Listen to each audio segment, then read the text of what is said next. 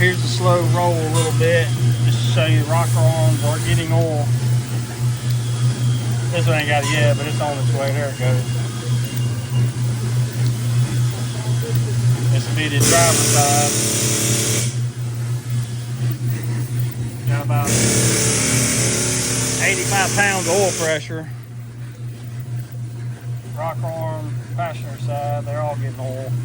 So we know the cam's got the groove and it's right. It's all oiling.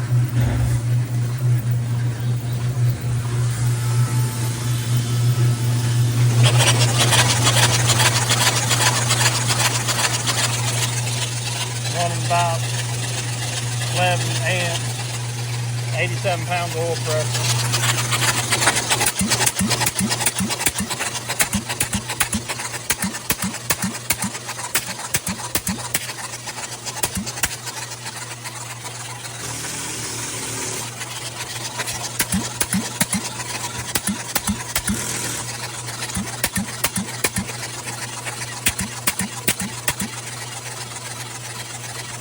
Looking good.